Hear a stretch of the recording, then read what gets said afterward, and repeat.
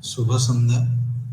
आज आमर आलोचनार विषय वस्तु हूँ आम आज आलोचना करवा सोशल इकोलॉजी बा आमर जहाँ आम सामाजिक परिवेश कही जदि आम देखा क्यों भाव जो आम जो परिवेश विषय आलोचना करवा क्यों भाव जो सामाजिक व्यवस्था आमर रही द्वारा क्यों भाव समाजर जो व्यवस्था रही समाज सहित क्यों भाव जड़ित एवं समाजर जो आमर सब एक्टिविटीज रही मनुष्य समाजर जो कार्यकलाप रही केते मात्रा रे आमर जो परिवेश रही क्यों भाव अनुप्राणित करता से परिवर्तन किभली भाव आसी था ये विषय में हम आज आलोचना करवा। जदि देखिबा जो सोशल इकोलॉजी जो कॉन्सेप्ट अच्छी जो विषय वस्तु अच्छी यह दुईटी मुख्य शब्द को आम जब बुझा बुझीपर शब्दटीर आक्षरिक अर्थ कहले आम कौन बुझू। सोशल इकोलॉजी कहले सोशल कहले आम समस्ते जानूचे जो भरी भाव गोटे समाजर व्यवस्था बा गोटे समाज व्यवस्थित होइछि ताको आम सामाजिक बोली कही था से समाजर जो मनुष्य समाज जो भाया व्यवस्थित होइछि ताको ही आम बुझी था ये जो व्यवस्था को जब देखा आम जो सामाजिक व्यवस्था रही मुख्यतः भाव में अर्थनीति है राजनीति है जो आम संस्कृति है समाज कहले आम मुख्यतः भाव सामाजिक कहले आम जो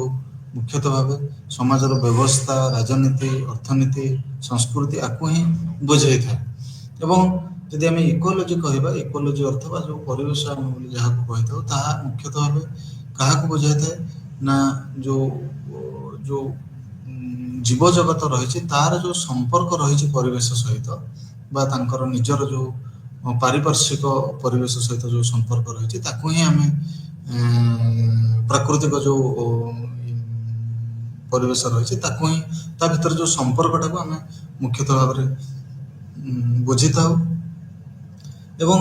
सोशल इकोलॉजी कहले जो आम जहाँ कही था जो सामाजिक परिवेश ता मुख्यतः भाव में क्या बुझाई था ना जो आमर समाज एवं तार जो समाज कहले मुख्यतः आम जो आम मनुष्य समाज कही तार चारिपार्श्वर था जो परिवेश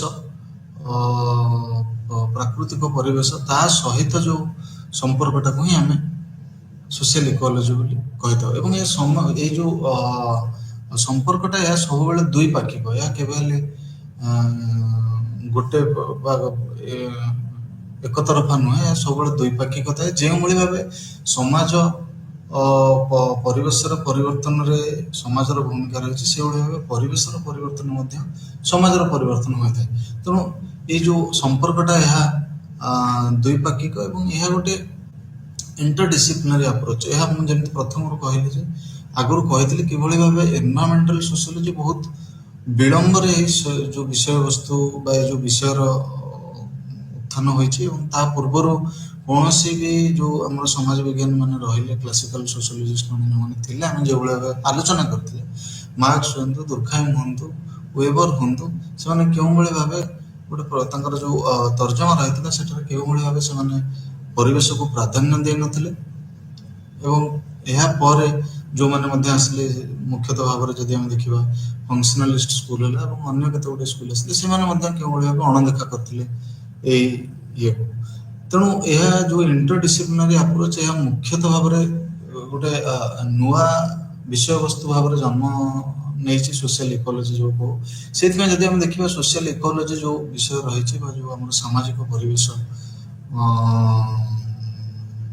संबंध रे जो मैंने रही प्रकृत जो मैंने विज्ञानी मैंने रही से मुख्यतः भाव कहीं केवल सोशियोलॉजी बा समाज विज्ञान रू ही तार अर्थ नहीं अनेक सोशल इकोलॉजिस्ट जो मैंने से विभिन्न विषय बा विभिन्न जो आम कही था सब्जेक्ट रू से आम देखा एनवायरमेंटल साइंस भी लोक अच्छा जो मैंने सोशल इकोलॉजिस्ट भाव में नाम परिचित आम उदाहरण दे परिबा जो आमर केते गुडे लोक अच्छा जे देखिबा रामचंद्र गुहा आम जहाँ से जन ଐତିହାସିକ ଏବଂ ତାଙ୍କୁ ମଧ୍ୟ ଅନେକାଂଶରେ ତାଙ୍କର ଯେଉଁ ଲେଖା ଗୁଡ଼ିକ ରହିଛି ଏବଂ ତାଙ୍କର ଯେଉଁ ସନ୍ଦର୍ଭ ଗୁଡ଼ିକ ଗବେଷଣା ଗୁଡ଼ିକ ରହିଛି ତାହା ଅନେକାଂଶରେ ଇତିହାସର ହେଉ କିମ୍ବା ରାଜନୀତି ବିଜ୍ଞାନ ହଉ କିମ୍ବା ଭୂଗୋଳ ହଉ କିମ୍ବା ଅନେକ ଅନେକ ଜାଗାରେ ଏଇ ତାଙ୍କର ଯେଉଁ ଯୁକ୍ତି ରହିଛି ତାକୁ ଆଲୋଚନା କରାଯାଇଥାଏ। ଏବଂ ଯଦି ଦେଖାଯାଏ ରାମଚନ୍ଦ୍ର ଗୁହାଙ୍କର କହିବା ଅନୁଯାୟୀ ପ୍ରକୃତରେ ଯଦି ଗୋଟେ ଆମେ ପରିବେଶ ବୋଲି ଯାହାକୁ କହିଥାଉ ତାହା ମୁଖ୍ୟତଃ ଭାବେ ଯାହା ମଣିଷ ସମାଜ ସହିତ ଜଡ଼ିତ ଯେଉଁ ପରିବେଶ ତାହା ମୁଖ୍ୟତଃ ଭାବେ ଆମେ ଯଦି ଦେଖିବା ଯାହାକୁ ଇକୋଲୋଜିକାଲ ଇନଫ୍ରାଷ୍ଟ୍ରକ୍ଚର ବୋଲି କହିଥାଉ ରାମଚନ୍ଦ୍ର ଗୁହା କହିଛନ୍ତି ତାହା ମୁଖ୍ୟତଃ ଭାବେ ମୃତ୍ତିକା ପାଣି ତାପରେ ଆମର ଯେଉଁ ଜୈବ ଜଗତ ରହିଛି ଏବଂ ଜଳବାୟୁ ୟାକୁ ସବୁ ନେଇକରି ହିଁ ଏହା ଗଠିତ ଏବଂ ଏଇ ଯେଉଁ ବିଷୟ ସମ୍ବନ୍ଧରେ ସେ କହିଲେ ଏବଂ ସେ କହିଲେ ଏଇ ଯେଉଁ କମ୍ପୋନେଣ୍ଟ ଏଇ ଯେଉଁ ଉପାଦାନ ଗୁଡ଼ିକ ରହିଛି ଏହା କେଉଁଭଳି ଭାବେ ମଣିଷ ସମାଜ ବା ଯେଉଁ ମଣିଷ ସମାଜର ଅର୍ଥନୈତିକ ଜୀବନ ହଉ କିମ୍ବା ତାର ରାଜନୈତିକ ସମ୍ପର୍କ ହେଉ କିମ୍ବା ତାର ସାମାଜିକ ବ୍ୟବସ୍ଥା ହେଉ କିମ୍ବା ତାର ଯେଉଁ ସଂସ୍କୃତି ରହିଛି ତାହାକୁ କେଉଁଭଳି ଭାବେ ପ୍ରଭାବିତ କରିଥାଏ ଏହା ମୁଖ୍ୟତଃ ଭାବରେ ଏଇ ଯେଉଁ ଆମର ସୋସିଆଲ ଇକୋଲୋଜି ଆପ୍ରୋଚ୍ ଅଛି ବା ଯେଉଁ ଆମର ଥିଓରି ଅଛି ସେଇଥିରୁ ହିଁ ବୁଝାଯାଇପାରିବ। ଏବଂ ଯଦି ଦେଖାଯାଏ ଏହାର ଯେଉଁ ସୋସିଆଲ ଇକୋଲୋଜି ଆପ୍ରୋଚ୍ ରହିଛି ବା ଯେଉଁ ସାମାଜିକ ପରିବେଶକୁ ନେଇକି ଆମର ଯେଉଁ ଯୁକ୍ତି ରହିଛି ତାହା କେଉଁଭଳି ତାକୁ ପ୍ରଥମେ କିଏ କେଉଁ କାହା ଦ୍ୱାରା ଆକ୍ଚୁଆଲି ଏଇ ବିଷୟବସ୍ତୁଟି ବା ଯେଉଁ ଆପ୍ରୋଚ୍ର ବ୍ୟାଖ୍ୟା କରାଯାଇଥିଲା। ପ୍ରଥମେ ଯଦି ଦେଖିବା ଯଦି ଆମେ ସମସ୍ତେ ମାନିଥାଉ ଯେ ମୁରେ ବୋକଚିନ୍ ଆମେ ସମସ୍ତେ ଜାଣିଛେ ମୁରେ ବୋକଚିନ୍ଙ୍କର ଯେଉଁ ସନ୍ଦର୍ଭ ରହିଛି ସେ ଯେଉଁ ବା ତାଙ୍କର ଯେଉଁ କାମ ରହିଛି ସେଥିରୁ ହିଁ ତାହା ହିଁ ତାଙ୍କର ସିଏ ତାଙ୍କୁ ହିଁ ପ୍ରଥମେ ଆମେ ଜଣେ ସୋସିଆଲ ଇକୋଲୋଜିଷ୍ଟ ଭାବେ ବା ଫାଦର ସୋସିଆଲ ଇକୋଲୋଜି ଥିଓରି ବୋଲି ମାନିଥାଉ। କିନ୍ତୁ ମୁରେ ବୋକଚିନ୍ ଯଦି ଦେଖିବା ମୁରେ ବୋକଚିନ୍ଙ୍କ ପୂର୍ବରୁ ମଧ୍ୟ ଜଣେ ଥିଲେ P.A. କ୍ରୋପକିନ୍ ଯିଏ ଜଣେ ରଷିଆନ ଭୌଗୋଳିକ ସିଏ ପ୍ରଥମେ ବାସ୍ତବରେ ଯଦି ଦେଖାଯାଏ ଅନେକାଂଶରେ ସୋସିଆଲ ଇକୋଲୋଜି ବା ସାମାଜିକ ଇଏ ସମ୍ବନ୍ଧରେ ପରିବେଶ ସମ୍ବନ୍ଧରେ କହିଥିଲେ ଏବଂ ଯଦି ଦେଖିବା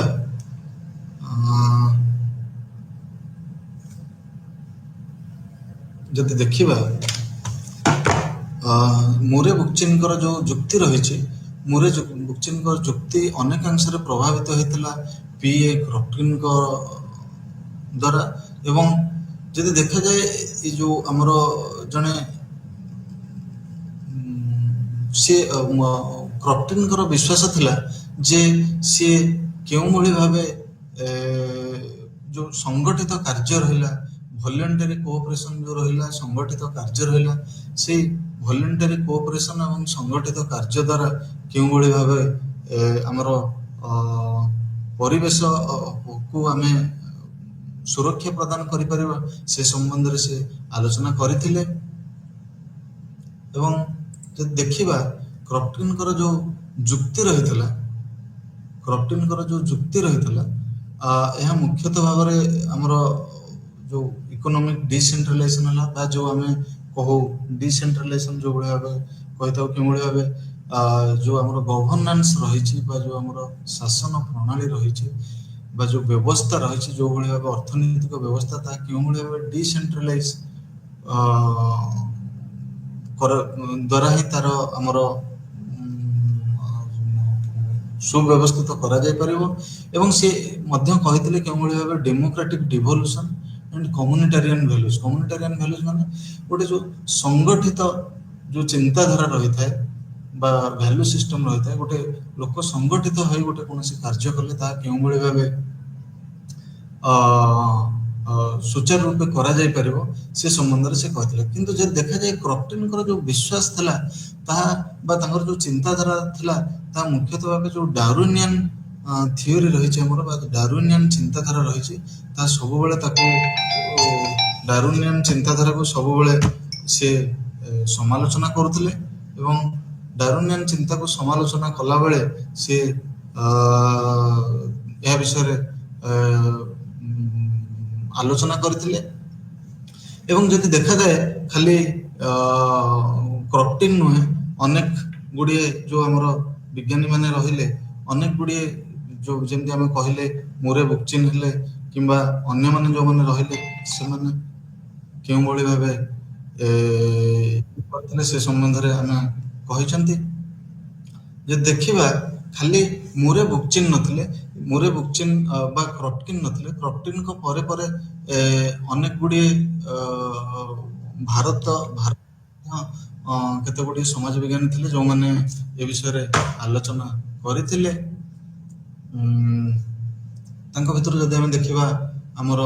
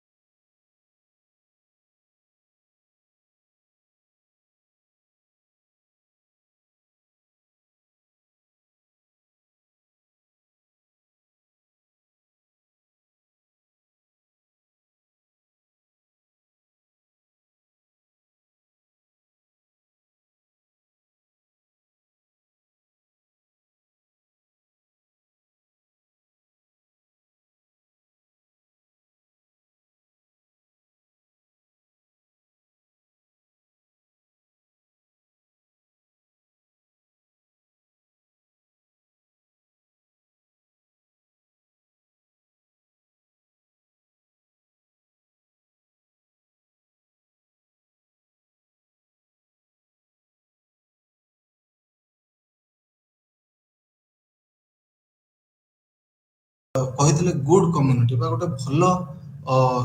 ସମୁଦାୟକୁ ସମ୍ବନ୍ଧରେ ସେ କହିଥିଲେ ଏବଂ ସେ କହିଥିଲେ ଭଲ ସମୁଦାୟଟା ସେ ସବୁବେଳେ ଗୋଟେ ବ୍ୟବସ୍ଥିତ ସୁବ୍ୟବସ୍ଥିତ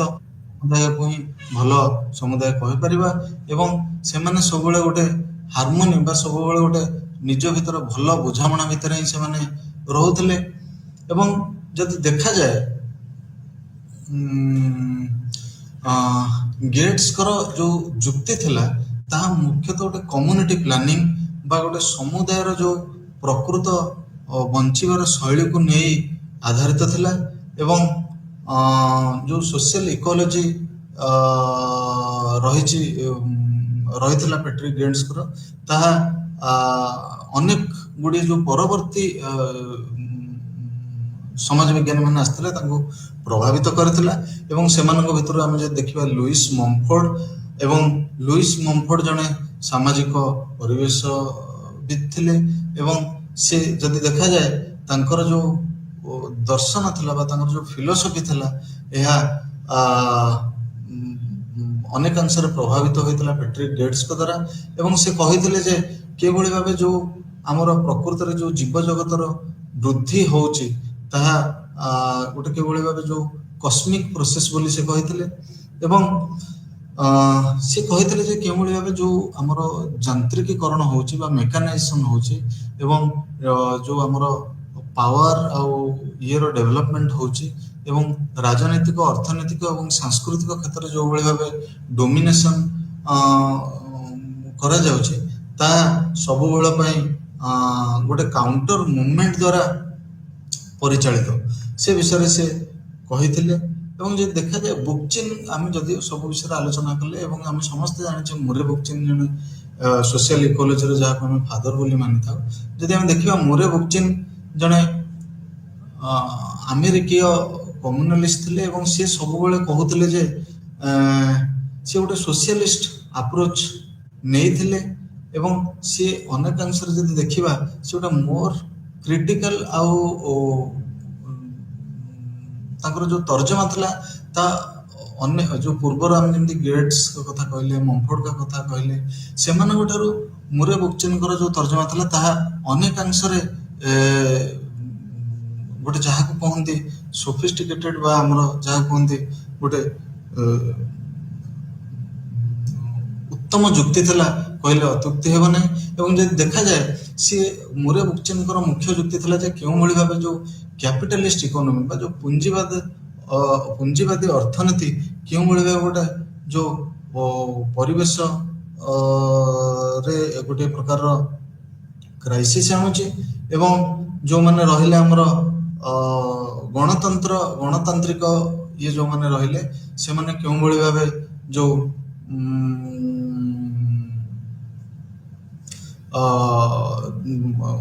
गणतांत्रिक गोटे जो गणतांत्रिक ये रही जो आमर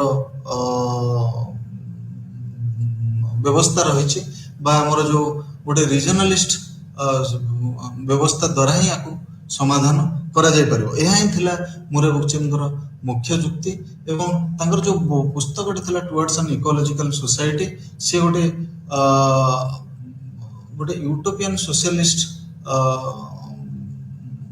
जुक्ति उपस्थापन करथिले एवं से कहिथिले जे केउ भली भाबे से जो संपर्क दर्शाय पई चेष्टा करथिले सामाजिक एवं प्राकृतिक दुनिया भितरे सेठारे से तांको सेति पई अनेकांश रे समालोचना करा जाए। एवं जदि देखा जाए जे जो प्रकृत रे जो हमर परिवेश रही तार जो असुविधा गुड़िक देखा समस्या गुड़िक देखा जाउची तांकर कहिबा कथा जे से गुड़िक से समस्या गुड़िक सब बेले गोटे जो पुंजीवादी समाजर जो कारण पई समस्या गुड़िक देखा होची एवं तांकर जुक्ति बा तांकर जो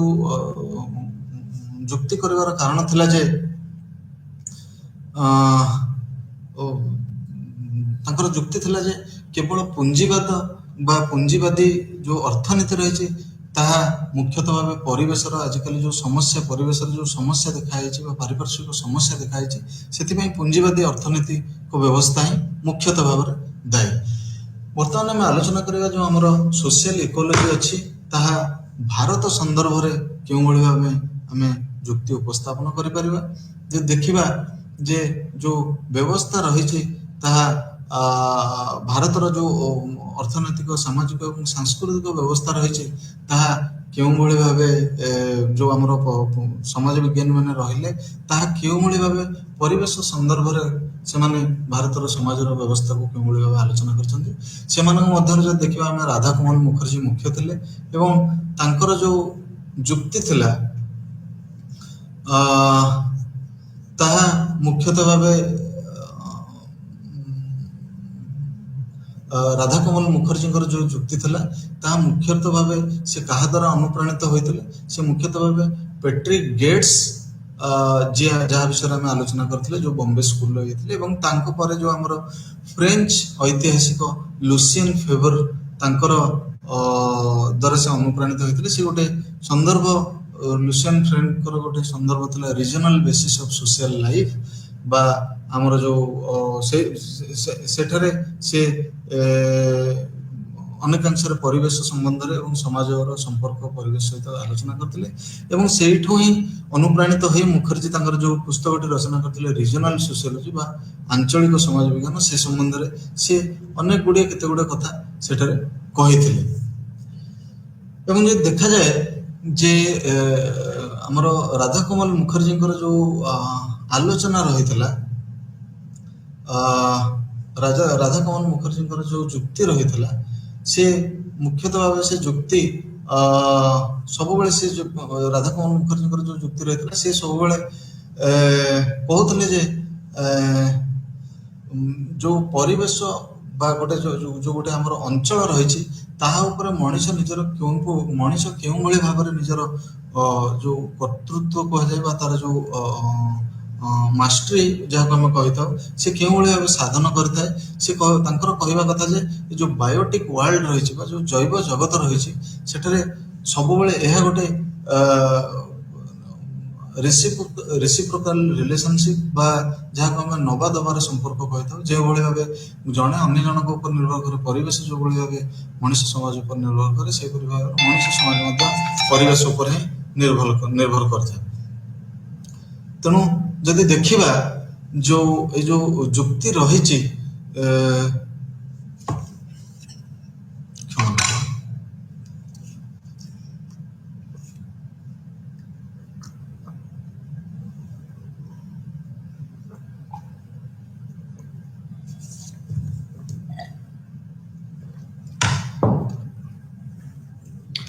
ଏ ଯୋଉ ଯୁକ୍ତି ରହିଥିଲା ବାସ୍ତବରେ ଅ, ଆମର ରାଧାକମଲ ମୁଖର୍ଜୀଙ୍କର, ଏ ରାଧାକମଲ ମୁଖର୍ଜୀଙ୍କ ଯୋଉ ଯୁକ୍ତି ରହିଥିଲା, ଏ ଯୁକ୍ତିଟି ମୁଖ୍ୟତଃ ଭାବରେ ସେ ଉପସ୍ଥାପନ କରିଥିଲେ ଏବଂ ଯେହେତୁ ସେ ପ୍ୟାଟ୍ରିକ୍ ଗେଟ୍ସଙ୍କ ଦ୍ୱାରା ଅନେକାଂଶରେ ଅନୁପ୍ରାଣିତ ହୋଇଥିଲେ, ତେଣୁ ତାଙ୍କର ଏହି ଯୁକ୍ତିଟି ସବୁବେଳେ ପ୍ୟାଟ୍ରିକ୍ ଗେଟ୍ସଙ୍କର ଯୋଉ ଯୁକ୍ତି ଥିଲା ତାହା ସହିତ ଅନେକାଂଶରେ ତାର ସମାନତା ଥିଲା। ଯେଭଳି ଭାବରେ ସେ କହୁଥିଲେ, ଆମେ ଯୋଉଭଳି ଭାବେ ଫଙ୍କସନାଲିଷ୍ଟ ଥିଓରି, ଯୋଉମାନେ ଆମେ ସମସ୍ତେ ଜାଣିଛୁ ଯୋଉ ଫଙ୍କସନାଲିଷ୍ଟ ଥିଓରି ମାନେ ଥିଲେ, ସେମାନେ ଯେଉଁଭଳି ଭାବେ ଆଲୋଚନା କରିଥାନ୍ତି ଯେ ସମାଜ ଗୋଟେ ଫଙ୍କସନାଲ ୟୁନିଟ୍ ଏବଂ ସେ ଫଙ୍କସନାଲ ୟୁନିଟଟା ଯୋଉ କେଉଁଭଳି ଭାବେ ବିଭିନ୍ନ ଉପାଦାନ ଯୋଉ ସମାଜରେ ରହିଥାନ୍ତି ସେମାନେ କେଉଁଭଳି ଭାବେ ସମ୍ମିଳିତ ଭାବେ କାର୍ଯ୍ୟ କରିଥାନ୍ତି ପୁରା ଯୋଉ ଆମର ହୋଲ ୟୁନିଟର ଫଙ୍କସନିଂ ପାଇଁ। ସେଇଥିପାଇଁ ଯୋଉ ହୋଲ ୟୁନିଟ କାମ କରିଥାନ୍ତି ସମଗ୍ର ଯୋଉ ପୁରା ହୋଲ ସିଷ୍ଟମର ସ୍ମୁଥ ଫଙ୍କସନିଂ ପାଇଁ, ସେ ସମ୍ବନ୍ଧରେ ସେ କହିଥିଲେ। ଏବଂ ଯଦି ଦେଖାଯାଏ ଏ ଯୋଉ ବ୍ୟବସ୍ଥା ରହିଛି, ଏଇ ବ୍ୟବସ୍ଥା ସବୁବେଳ ପାଇଁ ବା ଏ ଯୋଉ ଆମର ଯାହାକୁ ଆମେ ରାଧାକମଲ ମୁଖର୍ଜୀ କହିଥିଲେ ଯେ ହାରମୋନିୟସ୍ ରିଲେସନସିପ, ବା ସମସ୍ତେ କେଉଁଭଳି ଭାବେ ମିଳିମିଶି କାର୍ଯ୍ୟ କରିଥାନ୍ତି ଲୋକମାନଙ୍କର ବଞ୍ଚିବା ପାଇଁ, ଏବଂ ସେ ମିଳିମିଶି ଯୋଉ କାମ କରିବାଟା କେଉଁଭଳି ଭାବେ ସମାଜ ପାଇଁ ଗୋଟେ ବେନିଫିଟ ଆଣି ଦେଇଥାଏ, ସେ ସମ୍ବନ୍ଧରେ ସେ କହିଥିଲେ। ଏବଂ ସେ ଯୋଉ ମିଳିମିଶି କାର୍ଯ୍ୟ କରିବାଟା ଏହା କେବଳ ସମାଜ ପାଇଁ ବେନିଫିଟ ଆଣିନଥାଏ, ବରଂ ଆମର ଯୋଉ ଇକୋଲୋଜି ରହିଛି ବା ଯୋଉ ପରିବେଶ ରହିଛି ତାହା ପାଇଁ ମଧ୍ୟ ଲାଭ ଆଣି ଦେଇଥାଏ। ସେ ଉଦାହରଣ ଦେଇଥିଲେ ଭେଜିଟେବୁଲ, ଆନିମଲ ଏବଂ ହ୍ୟୁମାନ ୱାର୍ଲଡ, ଯାହାକୁ ଆମେ ଭେଜିଟେବୁଲ କହିଥାଉ ମୁଖ୍ୟତଃ ଭାବରେ ଆମେ ଯୋଉ ସବୁ ପ୍ରକାରର ଯୋଉ ଆମର ରହିଲେ ପ୍ଲାଣ୍ଟ ବେସ୍ଡ ଯୋଉ ଇଏ ଗୁଡାକ ରହିଲେ, ମୁଖ୍ୟତଃ ଆମେ ଯାହା କହିଥାଉ ବୃକ୍ଷ ଲତା ଜଙ୍ଗଲ, ସେମାନଙ୍କୁ ଆନିମଲ କହିଲେ ଅନ୍ୟ ଯୋଉ ଜୀବଜନ୍ତୁ ରହିଲେ ସେମାନଙ୍କ ସମ୍ବନ୍ଧରେ, ଏବଂ ମଣିଷ ସମାଜ ସେମାନଙ୍କ ଭିତରେ ଗୋଟେ ହାରମୋନିୟସ୍ ରିଲେସନସିପ ରହିବା କଥା, ବା ସେମାନଙ୍କ ମଧ୍ୟରେ ଗୋଟେ ଭଲ ସୁସମ୍ପର୍କ ରହିବା କଥା। ସେଇ ସୁସମ୍ପର୍କ ମାଧ୍ୟମରେ ହିଁ ରାଧାକମଲ ମୁଖର୍ଜୀଙ୍କର କହିବା କଥା ଯେ ସେଇ ସୁସମ୍ପର୍କ ମାଧ୍ୟମରେ ହିଁ ଆମେ ଗୋଟେ ଯୋଉ ଆମର ଇକୋଲୋଜି ରହିଛି ତାକୁ ଇଏ କରିପାରିବା। ଏହାପରେ ଆମେ ଯଦି ଦେଖିବା ଯେ ରାଧାକମଲ ମୁଖର୍ଜୀଙ୍କର ଯୋଉ ସୋସିଆଲ ଇକୋଲୋଜି ରହିଛି ତାହା କେଉଁଭଳି ଭାବେ ଗୋଟେ ଯୋଉ ଏଇ ତାଙ୍କ ଭିତରେ ଯୋଉ ହାରମୋନିୟସ୍ ରିଲେସନସିପ ବା ଗୋଟେ ସଂଗଠିତ ରହିବା, କେଉଁଭଳି ଭାବେ ଗୋଟେ ନିଜ ଭିତରେ ଠିକ ବୁଝାମଣା ବା ସଠିକ ବୁଝାମଣାକୁ ନେଇ ଆମେ ସଂଗଠିତ କିଭଳି ଭାବେ ରହିବା, ତାକୁ ହିଁ ନେଇକରି ସେଇ ଯୋଉ ଆମର ଇକୋଲୋଜିକାଲ ବାଲାନ୍ସ ବା ପରିବେଶରେ ଯୋଉ ଗୋଟେ ସମନ୍ୱୟ ରକ୍ଷା କରିବାର ଯୋଉ ଉପାୟ, ସେ ସମ୍ବନ୍ଧରେ ରାଧାକମଲ ମୁଖର୍ଜୀ କହିଥିଲେ। ଏବଂ ଯଦି ଦେଖିବା ଯୋଉ ଆମର social ecological concerns in India, ଯଦି ସେ ସମ୍ବନ୍ଧରେ ଆମେ ଦେଖିବା, ସେ ସମ୍ବନ୍ଧରେ କେଉଁଭଳି ଭାବେ ରାଧାକମଲ ମୁଖର୍ଜୀ କହିଥିଲେ ତାହା ଆମେ ଆଲୋଚନା କଲେ। ବର୍ତ୍ତମାନ ଆମେ ଦେଖିବା ଯେ ଯୋଉ social and ecological concerns in India ବା ପ୍ରକୃତରେ ଯୋଉ ସାମାଜିକ ପରିବେଶ ଇଏକୁ ନେଇକରି ଭାରତରେ କେଉଁଭଳି ଭାବେ ଲୋକମାନଙ୍କର ସଚେତନତା ଦେଖାଯାଇଥିଲା, ବା ଯୋଉ ଭାରତୀୟ ସମାଜର କେଉଁଭଳି ଭାବେ ସଚେତନତା ଦେଖାଯାଇଥିଲା, ସେ ସମ୍ବନ୍ଧରେ ମୁଖ୍ୟତଃ ଭାବରେ ଆମେ ବର୍ତ୍ତମାନ ଆଲୋଚନା କରିବା। ଯଦି ଦେଖିବା ଆମର ଭାରତରେ ଏ ବିଷୟକୁ ନେଇକି ଅନେକାଂଶରେ ସଚେତନତା ସୃଷ୍ଟି ହୋଇଛି, ଆଉ ତାର ଜ୍ୱଳନ୍ତ ଉଦାହରଣ ହଉଛି ଆମେ ଯଦି ଦେଖିବା ଆମର ବିଗତ ବର୍ଷ ମାନଙ୍କରେ ଅନେକ ଗୁଡ଼ିଏ ଯୋଉ ଆମର ରହିଥିଲା ଅନେକ ଗୁଡ଼ିଏ ମୁଭମେଣ୍ଟ ବା ଆନ୍ଦୋଳନ ସୃଷ୍ଟି ହୋଇଛି। ଆମେ ଉଦାହରଣ ନେଇପାରିବା, ଗୋଟେ ହେଲା ଚିପକୋ ମୁଭମେଣ୍ଟ କେଉଁଭଳି ଭାବେ ଭାରତରେ ଗୋଟେ ଉଦାହରଣ ସୃଷ୍ଟି କରିଥିଲା। ଯେତେବେଳେ ଇଣ୍ଡଷ୍ଟ୍ରିଆଲାଇଜେସନ ହେଲା ବା ଯେତେବେଳେ କଳକାରଖାନାର ସ୍ଥାପନ ପାଇଁ ଆମର କେତେ ଗୁଡ଼ିଏ ଯୋଉ ଆମର ଯୋଉ ଆମେ ଯଦି ଦେଖିବା ଚିପକୋ ମୁଭମେଣ୍ଟରେ କେଉଁଭଳି ଭାବେ ସେମାନେ ଯାଇକି ଜଙ୍ଗଲକୁ କାଟିବା ଆରମ୍ଭ କଲେ, ଦେଖାଗଲା ଯେ କେଉଁଭଳି ଭାବେ ସେ ଯୋଉ ଲୋକାଲାଇଟ୍ସ ଥିଲେ ବା ଆଞ୍ଚଳିକ ସମୁଦାୟ ଥିଲେ ସେମାନେ କେଉଁଭଳି ଭାବେ ସଂଗଠିତ ହୋଇକି ଗଛକୁ ନିଜେ ଜାବୁଡ଼ି ଧରିଥିଲେ ଏବଂ ଯୋଉମାନେ ଆସିଥିଲେ କଣ୍ଟ୍ରାକ୍ଟର ମାନେ ଗଛକୁ କାଟିବା ପାଇଁ, ଗଛ କଟାଳି ମାନେ ସେମାନଙ୍କୁ କାଟିବା ପାଇଁ ଦେଇନଥିଲେ। ଏବଂ ସେଇଭଳି ଭାବେ ନର୍ମଦା ବଚାଅ ଆନ୍ଦୋଳନ ଆମେ ଜାଣିଛେ, ଯୋଉ ନର୍ମଦା ନଦୀର କୂଳରେ ଯୋଉ ଡ୍ୟାମ ତିଆରି ହୋଇଥିଲା ତାହା କେଉଁଭଳି ଭାବେ ଗୋଟେ ଆମର ଯାହା କୁହାଯାଏ ସମସ୍ୟା ସୃଷ୍ଟି କରିଥିଲା ଏବଂ ଭବିଷ୍ୟତର ବଡ଼ ସମସ୍ୟା ସୃଷ୍ଟି କରିବ ବୋଲି ତାକୁ ଆଖି ଆଗରେ ରଖି ଲୋକମାନେ କେଉଁଭଳି ଭାବେ ଆନ୍ଦୋଳନ ଆରମ୍ଭ କରିଥିଲେ ଏବଂ ଅନେକାଂଶରେ ସେ ସଫଳ ମଧ୍ୟ ହୋଇଥିଲେ। ଏବଂ ସବୁବେଳେ ପାଇଁ ଗୋଟେ ସାମାଜିକ ଏବଂ ଗୋଟେ ଯୋଉ ପରିବେଶ ଭିତ୍ତିକ ଯୋଉ ସମନ୍ୱୟ ରହିବା କଥା, ସେ ସମନ୍ୱୟ ଯେଉଁଠି ବି ଆମେ ଦେଖିଛେ ବିଗିଡ଼ିଛି ବା ସେ ସମନ୍ୱୟରେ ବା ସେ ଯୋଉ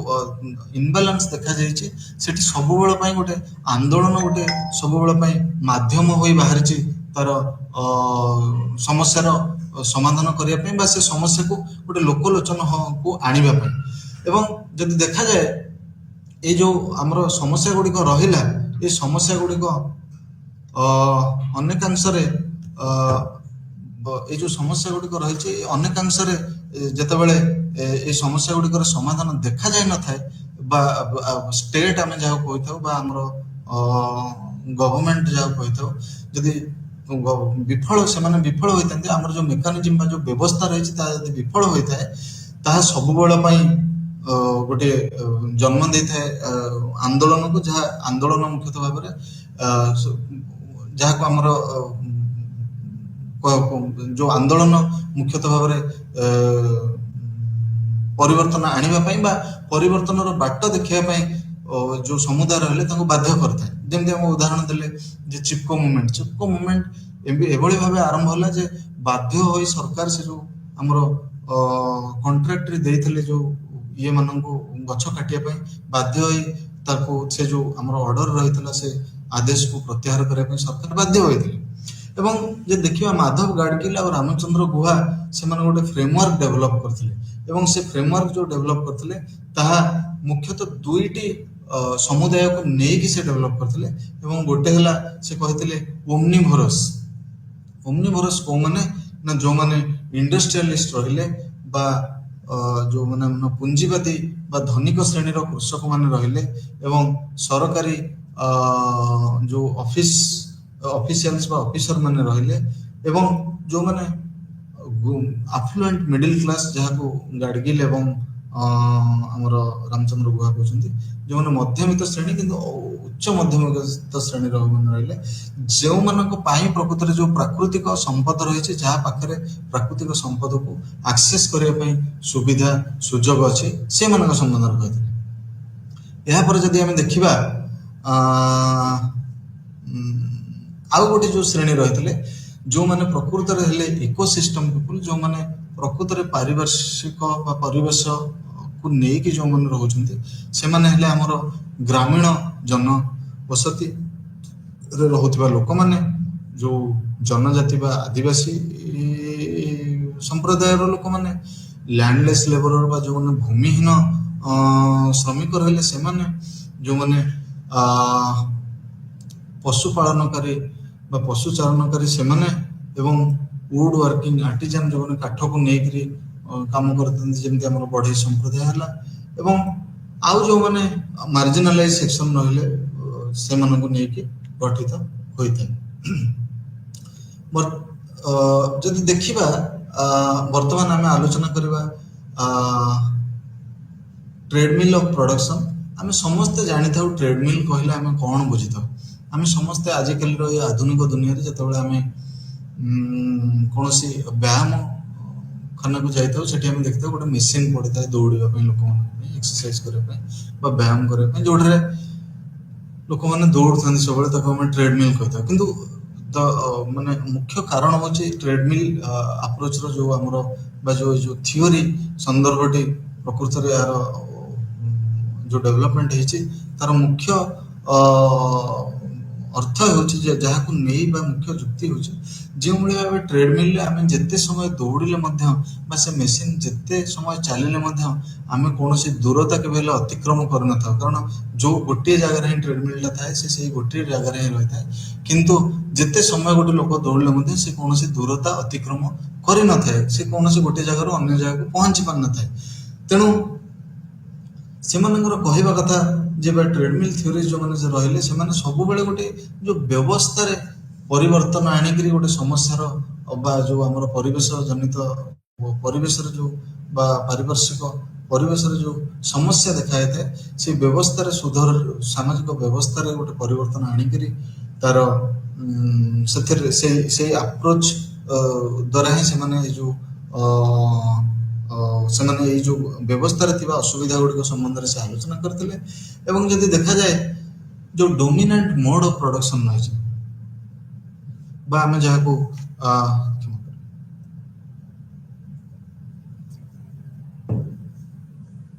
ଉତ୍ପାଦନର ବ୍ୟବସ୍ଥା ରହିଛି, ସେ ଉତ୍ପାଦନର ବ୍ୟବସ୍ଥା କୁ ସେମାନେ ଅତ୍ୟନ୍ତ ଯୋଉ ତାର ସେମାନେ ବହୁତ ଅନେକାଂଶରେ ତାକୁ ତର୍ଜମା କରିଥିଲେ ଏବଂ ତାଙ୍କର କହିବାର ଅର୍ଥ ହେଲା ଯେ ଏଇ ଯୋଉ ପରିବେଶ ଏବଂ ତାର ଯୋଉ ସମ୍ପର୍କ ରହିଛି ସମାଜ ସହିତ ତାକୁ ବୁଝିବା ପାଇଁ ହେଲେ ଏଇ ଯୋଉ ଟ୍ରେଡମିଲ ଆପ୍ରୋଚ ରହିଛି ଏହା ହିଁ ସବୁଠୁ ଭଲ ଆପ୍ରୋଚ। ଏବଂ ଆମେ ପ୍ରକୃତରେ କହିଲେ ଯୋଉ ଟ୍ରେଡମିଲ କନସେପ୍ଟ ରହିଛି ବା ଟ୍ରେଡମିଲ ଏଇ ଯୋଉ ବିଷୟବସ୍ତୁ ରହିଛି ତାର ଅର୍ଥ ଯେମିତି ଆମେ କହିଲେ ଯେ ଟ୍ରେଡମିଲରେ ଯେତେ ସମୟ ଗୋଟେ ଲୋକ ଚାଲିଲେ ମଧ୍ୟ ଗୋଟେ ଲୋକ ଦୌଡ଼ିଲେ ମଧ୍ୟ ସେ କେଉଁଭଳି ଭାବେ କୌଣସି ଯୋଉ ଆମର ଦୂରତା ରହିଛି ଅତିକ୍ରମ କରିପାରିନଥାଏ ଏବଂ ଅଗ୍ରଗତି ତାର ହୋଇପାରିନଥାଏ ବା ତାର ବିକାଶ ହୋଇପାରିନଥାଏ। ସମାଜ ସନ୍ଦର୍ଭରେ ତାଙ୍କର କହିବା କଥା ଯେ ଏଇ ଯୋଉ ଉତ୍ପାଦନ ହଉଛି ଗୋଟେ କ୍ୟାପିଟାଲିଷ୍ଟ ସୋସାଇଟି, ଗୋଟେ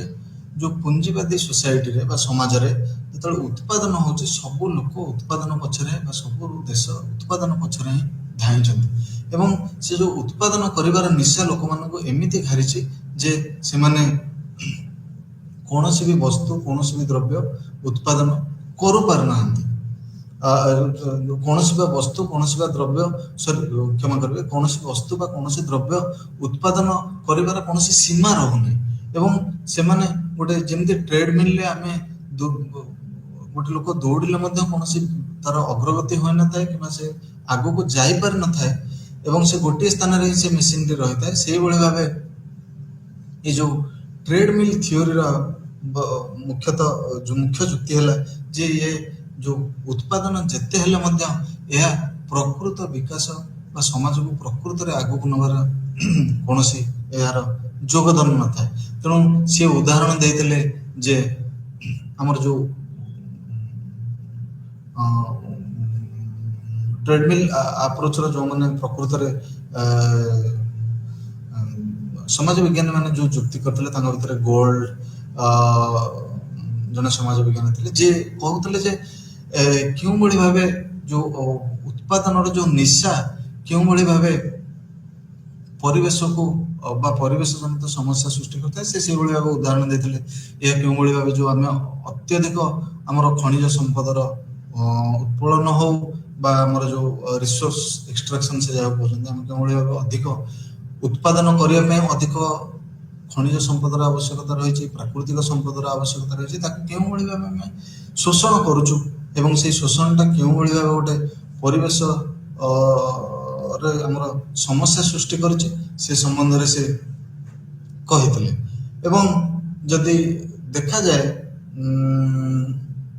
ସେ ମଧ୍ୟ କହିଥିଲେ ଖାଲି ସେତିକି ନୁହେଁ ଅଧିକ ଉତ୍ପାଦନ ହେବା ଦ୍ୱାରା ଲୋକମାନେ ଅଧିକ ଉପଭୋଗ କରୁଛନ୍ତି ବା କନଜ୍ୟୁମ କରୁଛନ୍ତି ଏବଂ କନଜ୍ୟୁମ ଅଧିକ କରିବା ଦ୍ୱାରା କ'ଣ ହୁଏ ନା ୱେଷ୍ଟ ଯାହାକୁ କୁହାଯାଏ ବା ଯୋଉ ଆବର୍ଜନା ଯାହାକୁ କୁହାଯାଏ ତାହା କେଉଁଭଳି ଭାବେ ଦିନକୁ ଦିନ ବଢି ବଢି ଯାଉଛି ଏବଂ ତାକୁ ଯୋଉ ଆମର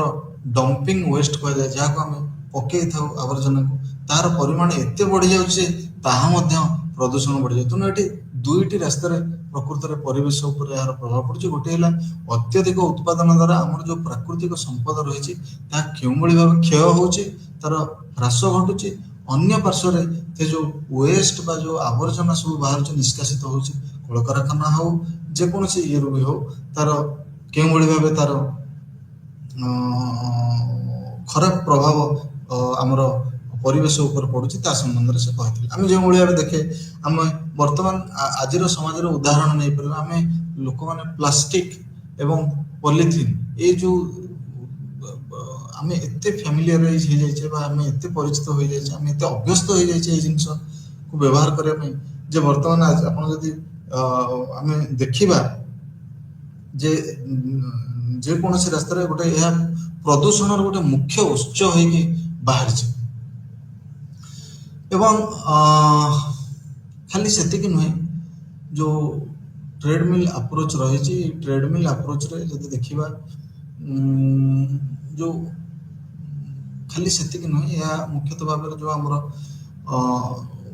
ଲେବର ରହିଛନ୍ତି ବା ଆମର ଯେଉଁ ୱାର୍କର୍ସ ରହିଛନ୍ତି ବା ଯେଉଁମାନେ କାମ କରିଥାନ୍ତି ବା ଯେଉଁ ଆମର ଶ୍ରମିକମାନେ ରହିଲେ ଶ୍ରମିକ ଶ୍ରେଣୀ ଧୀରେ ଧୀରେ ଏଇ ଯେଉଁ ଟ୍ରେଡମିଲ୍ ବା ଯେଉଁ ଉତ୍ପାଦନର ଯେଉଁ ଯାନ୍ତ୍ରିକ ମାଧ୍ୟମ ଆମର ଧୀରେ ଧୀରେ ସମାଜରେ ପରିବର୍ତ୍ତନ ହେଇଯାଇଛି ଏବଂ ଅଧିକ ଉତ୍ପାଦନ କରିବାର ଯେଉଁ ନିଶା ଗୋଟେ ଯାନ୍ତ୍ରିକ ବିପ୍ଳବ ଆଡ଼କୁ ସମାଜକୁ ନେଇ ଚାଲିଛି। ଏହାଦ୍ୱାରା କ'ଣ ହେବ ନା ଦିନ ଆସିବ ଯେ ବା ଅନେକ ଦେଶ ଗୁଡ଼ିକ ମଧ୍ୟ ଅନୁଭବ କରିସାରିଲେଣି ଏ ଯେଉଁ ଯାନ୍ତ୍ରିକ ଅଗ୍ରଗତି ଦ୍ୱାରା ଅନେକ ଗୁଡ଼ିଏ ଲେବର ଡିସପ୍ଲେସମେଣ୍ଟ ଯାହା କୁହାଯାଏ ବା ଯେଉଁମାନେ ଆମର ଶ୍ରମିକ ରହିଲେ ଯେଉଁମାନେ ନିଜର ଶ୍ରମ ବିନିଯୋଗ କରି ନିଜର ଜୀବନ ଜୀବିକାର ପନ୍ଥା ବା ଶ୍ରମ ବିନିଯୋଗ ବା ଶ୍ରମ ବିକ୍ରୟକୁ ନିଜର ଜୀବନ ଜୀବିକାର ପନ୍ଥା ଭାବେ ଭାବିଛନ୍ତି ସେମାନେ କେଉଁଭଳି ଭାବେ ଏ ଯେଉଁ ଯାନ୍ତ୍ରିକ ଇଏ ଦ୍ୱାରା ଅସୁବିଧାରେ ପଡ଼ିଥାନ୍ତି ସେ ସମ୍ବନ୍ଧରେ ସେ କହିଛନ୍ତି। ଯଦି ଦେଖିବା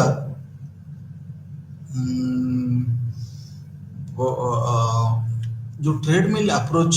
ରହିଛି ଏହା କେଉଁଭଳି ଭାବେ ବା ଏ ଯେଉଁ ଦୃଷ୍ଟିକୋଣ ରହିଛି ବା ଏ ଯେଉଁ ଯୁକ୍ତି ରହିଛି ଏହା କେଉଁଭଳି ଭାବେ ଏହାର ସୃଷ୍ଟି ହୋଇଥିଲା। ପ୍ରଥମେ ଯଦି ଦେଖିବା ଏଇ ଥିଓରିର ଆରମ୍ଭ ହୋଇଥିଲା ବା ସୃଷ୍ଟି ହୋଇଥିଲା ଦ୍ୱିତୀୟ ବିଶ୍ୱଯୁଦ୍ଧ ପରେ ଏବଂ ଏହା କେଉଁଭଳି ଭାବେ ସୃଷ୍ଟି ହୋଇଥିଲା ନା ଦ୍ୱିତୀୟ ବିଶ୍ୱଯୁଦ୍ଧ ପରେ ଆମର ସମାଜରେ ଯେଉଁ ଡିମାଣ୍ଡ ରହିଛି ବା ଯେଉଁ କମୋଡିଟି ଆମର ଯେଉଁ ଦ୍ରବ୍ୟ ରହିଛି ସେ ଦ୍ରବ୍ୟର ଯେଉଁ ଚାହିଦା ରହିଛି ତାହା ଅନେକାଂଶରେ ବଢ଼ି ଯାଇଥିଲା। କାହିଁକି ନା ଜନସଂଖ୍ୟାରେ ବୃଦ୍ଧି ଘଟିଥିଲା। ଜନସଂଖ୍ୟାର ବୃଦ୍ଧି ଘଟିବା ଦ୍ୱାରା ସେ ଚାହିଦା ଥିଲା ଲୋକମାନଙ୍କର ସେ ଚାହିଦାରେ ମଧ୍ୟ ବୃଦ୍ଧି ଘଟିଥିଲା ଏବଂ ସେ ଯେଉଁ ଚାହିଦାରେ ବୃଦ୍ଧି ଘଟିବା ଦ୍ୱାରା କ'ଣ ହେଲା ନା ଲୋକମାନଙ୍କ ପାଇଁ ଉତ୍ପାଦନ କରିବାକୁ ପଡ଼ିବ। ତେଣୁ ଉତ୍ପାଦନର ବୃଦ୍ଧିର ଆବଶ୍ୟକତା ପଡ଼ିଲା ଏବଂ ଯେତେବେଳେ ଉତ୍ପାଦନର ବୃଦ୍ଧିର ଆବଶ୍ୟକତା ପଡ଼ିଲା ବଡ଼ ବଡ଼ ଯେଉଁମାନେ ପୁଞ୍ଜିବାଦୀ ଦେଶମାନେ ଥିଲେ ସେମାନେ ଉତ୍ପାଦନ ବୃଦ୍ଧି କରିବା ପାଇଁ ବିଭିନ୍ନ ମାଧ୍ୟମ ଆପଣାଇଲେ। ସେ ଯେଉଁ ବିଭିନ୍ନ ମାଧ୍ୟମ ଆପଣାଇଥିଲେ ସେ ମଧ୍ୟରୁ ଗୋଟେ ହେଲା ଯେଉଁ ଯାନ୍ତ୍ରିକ ବିପ୍ଳବ ବା ଯେଉଁ ଆମ ଟେକ୍ନୋଲୋଜିକାଲ ରିଭଲ୍ୟୁସନ୍ ହେଲା। ସେତେବେଳେ ଯେଉଁ ଆମର ଉତ୍ପାଦନ ବୃଦ୍ଧି କରିବା ପାଇଁ ଯାନ୍ତ୍ରିକ ବିପ୍ଳବ ଦେଖାଦେଲା ଏବଂ ଏହାଦ୍ୱାରା କ'ଣ ନା ଯେଉଁ ବିକଶିତ ଦେଶମାନେ ଥିଲେ ଯେମିତି ଆମେ ଉଦାହରଣ ନେଇପାରିବା ଯୁକ୍ତରାଷ୍ଟ୍ର ଆମେରିକା ଭଳି ଦେଶମାନେ ସେମାନେ କ'ଣ କଲେ ନା ସେମାନେ ଉତ୍ପାଦନ ବଢ଼ାଇବା ପାଇଁ ବଡ଼ ବଡ଼ ମେସିନ୍ ସବୁ ବଡ଼ ବଡ଼ ଯନ୍ତ୍ରର ବିକାଶ କଲେ ବା ତିଆରି କଲେ। ବଡ଼ ବଡ଼ ଯନ୍ତ୍ର ତିଆରି କରାଗଲା ଏବଂ ଏଇ ଯନ୍ତ୍ର ଗୁଡ଼ିକ ଯେଉଁ ଆମର ଉତ୍ପାଦନର ପରିମାଣ ଅନେକ ଗୁଣରେ ବଢ଼ି ଯାଇଥିଲା। ଆମେ ଯଦି ଦେଖିବା ଯେଉଁ ଉଦାହରଣ ସ୍ୱରୂପ ନେଇଯିବା ଯେ ଯେତେବେଳେ ପ୍ରକୃତରେ ଲୋକମାନେ ହାତରେ କାମ କରୁଥିଲେ ଏବଂ ସେମାନେ କୌଣସି ବସ୍ତୁର ନିର୍ମାଣ କରୁଥିଲେ ବା କୌଣସି କମୋଡିଟିର ତିଆରି କରୁଥିଲେ ସେ କମୋଡିଟିଟି କେଉଁଭଳି ଭାବେ ଯେଉଁ ଆମର ଯାହାକୁ କୁହାଯାଏ ନିଜ ଯେଉଁମାନେ ଯେତେବେଳେ ମାନୁଆଲ ମୋଡରେ ଆମେ ଯାହାକୁ କହିଥାଉ ବା ନିଜେ ଯେତେବେଳେ ନିଜ ହାତରେ ତିଆରି କରୁଥିଲେ ସେଥିରେ ତାର ଯେଉଁ ପ୍ରଡକ୍ସନ ଆମର ଥିଲା ଇଣ୍ଟେନ୍ସିଟି ଥିଲା ଏବଂ ପ୍ରଡକ୍ସନ କ୍ୱାଣ୍ଟିଟି ଥିଲା ବା ତାର ଯେଉଁ ଉତ୍ପାଦନର ଯେଉଁ ସଂଖ୍ୟା ଥିଲା ତାହା କେଉଁଭଳି ଭାବେ କମ୍ ଥିଲା। ପ୍ରକୃତରେ ଯେଉଁମାନେ ଯେତେବେଳେ ହାତରେ ତିଆରି ହେଉଥିଲା, ଗୋଟେ ଉଦାହରଣ ନେଇପାରିବା, ଗୋଟେ ଯେତେବେଳେ ବୁଣାକାର ଯେତେବେଳେ ଗୋଟେ ଲୁଗା ବୁଣୁଥିଲା, ଗୋଟେ ଲୁଗା ବୁଣିବା ପାଇଁ ଗୋଟେ ବୁଣାକାରକୁ ଗୋଟେ ଭଲ ଲୁଗା ବୁଣିବା ପାଇଁ ଅତି କମ୍ରେ 15 ଦିନରୁ 20 ଦିନ ସମୟ ଲାଗେ। କିନ୍ତୁ ଚିନ୍ତା କରନ୍ତୁ, ଆମର ଯେତେବେଳେ ଯନ୍ତ୍ରପାତି ବା ଯାନ୍ତ୍ରିକ ବିପ୍ଳବ ଆସିଲା ଏବଂ ଯେତେବେଳେ ସବୁ ଆମର କଟନ ଇଣ୍ଡଷ୍ଟ୍ରିଜ ଖୋଲା ହେଲା ବା ଆମର ଯେଉଁ ସୂତା କାରଖାନା ଖୋଲା ହେଲା ଏବଂ କପଡ଼ା ତିଆରି ପାଇଁ ମେସିନ୍ ମାନ ବା ଯନ୍ତ୍ରପାତି ବା ସବୁ ଯାନ୍ତ୍ରିକ କାରଖାନାର ସବୁ ବିକାଶ କରାହେଲା, ସେତେବେଳେ ଗୋଟେ ଦିନରେ ହଜାର ହଜାର ଲୁଗା ତିଆରି ହେଲା। ତେଣୁ ଚିନ୍ତା କରନ୍ତୁ, ଯେଉଁଠି ଗୋଟିଏ ଲୋକ 14 ଦିନରୁ 15 ଦିନ ନେଉଥିଲା ଗୋଟିଏ ଲୁଗା ତିଆରି କରିବା ପାଇଁ, ସେଠି ଯେତେବେଳେ ଗୋଟିଏ ମେସିନ୍ ଦିନକୁ 1000 ଲୁଗା ତିଆରି କରୁଛି, ତାହେଲେ କୋଉଭଳି ଭାବରେ ଏହା ପରିବର୍ତ୍ତନ ଆଣିଥିବ। ତେଣୁ ଏହା ଦ୍ୱାରା କ'ଣ ହେଲା ନା, ଯେହେତୁ ଉତ୍ପାଦନ ମଧ୍ୟ କମ୍ ଥିଲା, ତେଣୁ ଲୋକମାନେ ମଧ୍ୟ ବ୍ୟବହାର ବା ତାଙ୍କର ଯେଉଁ କନଜମ୍ପସନ୍ ବା ତାଙ୍କର ଯେଉଁ ଉପଭୋଗର ଚାହିଦା ମଧ୍ୟ କମ୍ ଥିଲା। କାରଣ ଯେହେତୁ ବଜାରରେ ଆମର ଯେଉଁ ଉପଭୋଗ ଦ୍ରବ୍ୟ ଗୁଡ଼ିକ ଥିଲା, କନଜ୍ୟୁମେବଲ୍ ଗୁଡ୍ସ ଯାହାକୁ ଆମେ କହିଥାଉ, ତାହାର ପରିମାଣ ଯେହେତୁ କମ୍ ଥିଲା, ତାର ପରିମାଣ ଯେହେତୁ କମ୍ ଥିଲା, ତେଣୁ ଲୋକମାନେ ଉପଭୋଗ ସେଇ ଦ୍ରବ୍ୟ ଗୁଡ଼ିକର ଯେଉଁ ଆମେ କହିଥାଉ ୟୁଟିଲାଇଜେସନ୍ ବା ବ୍ୟବହାର ବହୁତ ସଚେତନ ହେଇ କରୁଥିଲେ। କିନ୍ତୁ ଯେତେବେଳେ ଦ୍ରବ୍ୟ ବିପୁଳ ପରିମାଣର ଉତ୍ପାଦନ ହେଲା, ତେଣୁ ସେତେବେଳେ ଲୋକମାନେ ତାର ଅପବ୍ୟବହାର କରିବା ଆରମ୍ଭ କଲେ। ଏବଂ ଯଦି ଦେଖାଯାଏ, ଯେତେବେଳେ ଏଇ ଯାନ୍ତ୍ରିକ ବିପ୍ଳବ ଆସିଲା, ଯାନ୍ତ୍ରିକ ବିପ୍ଳବ ଆସିବା ଦ୍ୱାରା କ'ଣ ହେଲା ନା, ଧୀରେ ଧୀରେ ଯେଉଁ ଆମର ହ୍ୟୁମାନ୍ ଲେବର ଥିଲା ବା ଧୀରେ ଧୀରେ ଯେଉଁମାନେ ଲୋକମାନେ ଯେତେବେଳେ ଯାଇ କାରଖାନାରେ କାମ କରୁଥିଲେ ମିନିଆଲ ଇଏରେ, ବା ଲୋକମାନେ ଯେଉଁ କଟେଜ ଇଣ୍ଡଷ୍ଟ୍ରି, ଯେମିତି ଆମେ ଉଦାହରଣ ଦେଇଥିଲେ କାର୍ଲମାର୍କ୍ସଙ୍କର ଯେଉଁ ଯୁକ୍ତି ଥିଲା ଯେ କଟେଜ ଇଣ୍ଡଷ୍ଟ୍ରି ଯେତେବେଳେ ଧୀରେ ଧୀରେ ଲୋକମାନେ ଯେଉଁମାନେ ମ୍ୟାନୁଆଲ ମୋଡରେ ହାତରେ ତିଆରି କରୁଥିଲେ ସବୁ ଜିନିଷ, ତାହା କେଉଁଭଳି ଭାବେ ପରିବର୍ତ୍ତିତ ହୋଇଯାଇଥିଲା ମେସିନ୍ ଇଏକୁ। ଏହାଦ୍ୱାରା କ'ଣ ହେଲା ନା, ଲେବର ଡିସପ୍ଲେସମେଣ୍ଟ ହେଲା। ଯେଉଁମାନେ କାର୍ଯ୍ୟ କରୁଥିଲେ, ଜୀବନ ଜୀବିକା ପାଇଁ ସବୁବେଳେ ନିର୍ଭର କରୁଥିଲେ, ନିଜର ଯେଉଁ ଆଞ୍ଚଳିକ ଯେଉଁ ଉତ୍ପାଦନର ଯେଉଁ ମାଧ୍ୟମ ଗୁଡ଼ିକ ଥିଲା ତା ଉପରେ ନିର୍ଭର କରୁଥିଲେ, ସେମାନେ ଧୀରେ ଧୀରେ ଯେହେତୁ ମେସିନ୍ ଆସିଲା, ତେଣୁ ସେମାନଙ୍କର ରୋଜଗାରର ପନ୍ଥା ଧୀରେ ଧୀରେ ବୁଡ଼ିବା ପାଇଁ ଲାଗିଲା। ଏବଂ ଯଦି ଦେଖିବା, କିନ୍ତୁ ଏହାଦ୍ୱାରା ଯେଉଁ ଆମର ଶ୍ରମିକ ସମାଜ ରହିଥିଲା, ସେମାନେ ଚୁପ୍ ବସିନଥିଲେ, ବିଭିନ୍ନ ପ୍ରକାରର ଆନ୍ଦୋଳନ ମଧ୍ୟ ଦେଖାଯାଇଥିଲା। ଏବଂ ଯେଉଁ ଆମର ସୋସିଆଲିଷ୍ଟ ବା ଯେଉଁ ଆମର ସାମାଜିକ ଗୋଟେ ଇଏରେ ବିଶ୍ୱାସ ରଖୁଥିବା ଷ୍ଟେଟ୍, ସିଏ କେଉଁଭଳି ଭାବେ ବିଭିନ୍ନ ପ୍ରକାରର ଯୋଜନା ଆଣିଥିଲା, ଏ ଯେଉଁ ବିସ୍ଥାପିତ ଯେଉଁ ଶ୍ରମିକମାନେ ରହିଲେ ତାଙ୍କୁ ରୋଜଗାରର ପନ୍ଥା ଯୋଗାଇ ଦେବା ପାଇଁ।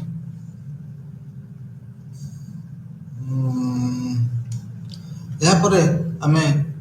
ଆଲୋଚନା କରିବା କେଉଁଭଳି ଭାବେ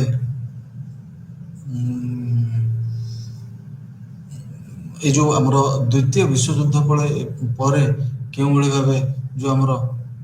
ଉତ୍ପାଦନ କେଉଁଭଳି ଭାବେ ପରିବର୍ତ୍ତିତ ହୋଇଥିଲା। ଏବଂ ଯଦି ଦେଖାଯାଏ, ଅନେକାଂଶରେ ଯେଉଁ